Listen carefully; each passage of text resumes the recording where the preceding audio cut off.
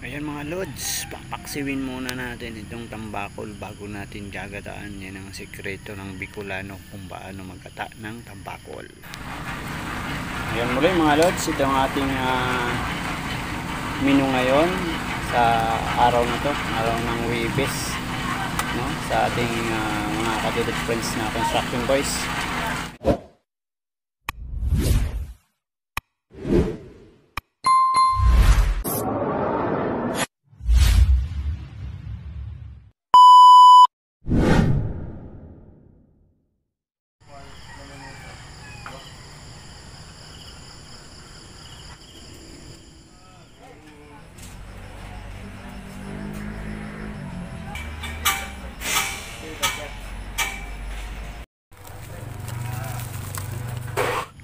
Ngayon mga lods, hindi ko na po naipakita sa inyo kung paano po ito nilinis.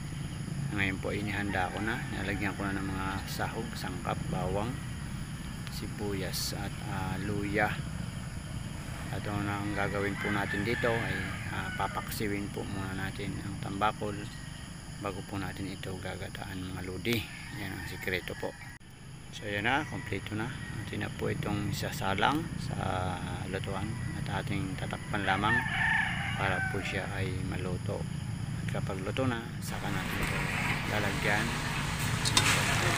Yun mga lods, dito na natin ilagay yung gulay. Yun na mga lods, salpakan natin ito yung talong. Lagyan na natin yung talong para meron na natin yung gata. Ayun muna natin, yan lang natin yung apolo. Tigas ito kasi sa pichay. Yan lang natin yung apolo. Papawin natin yung natin ito mga lods, yung gulay. Ilalagay lagay na natin yung gata yung mga lods. Dami. Mura lang po. Talakpan lang po natin siya saglit para maluto yung talong. Ito yung ating panglagay pichay. Pichay, siling haba. Ayan, lagyan natin ng gata. Ayan, ng gata. Purong gata.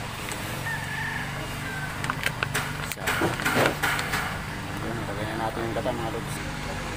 Ito yung naitakpan natin ulit. Para maluto na siya mga lods. Ayun. Papahuli natin yung paglagay ng mailagay chay tsaka ng siling haba. So ayan mga lods. So ayan mga lods, tingnan na natin. Wow, ang ating ginatuloy. Lagay na natin itong siling haba na ginayat.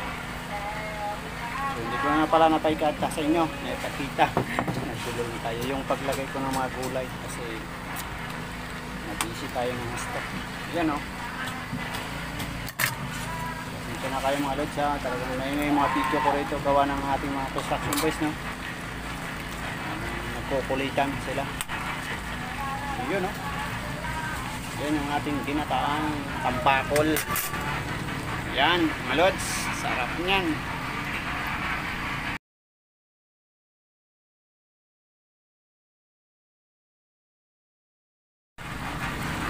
Ayan muli mga lods, ito ang ating menu ngayon sa araw na to, araw ng Huwebes, no? Sa ating mga kadilid friends na construction boys. Yan yung ating niloto, no? Salamat po pala sa nanonood sa ating mga video. So pakilike and share naman po, tulungan naman po na mapanood ng iba ang ating mga video, no? Para matulungan nyo rin po sa paghihirap ko dito sa kusina. Pakilike and share naman po.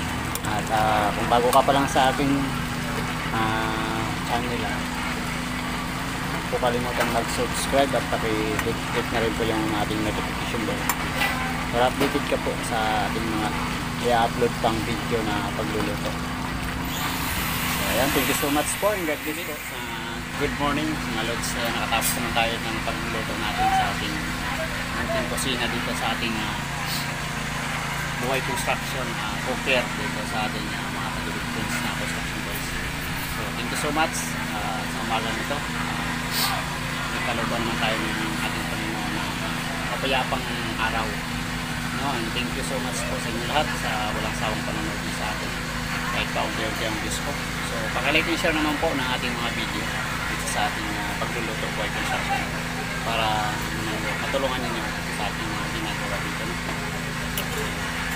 Ayan po, hanggang dito na lang ating munting video. Thank you so much in God bless po sa inyo lahat. Babos.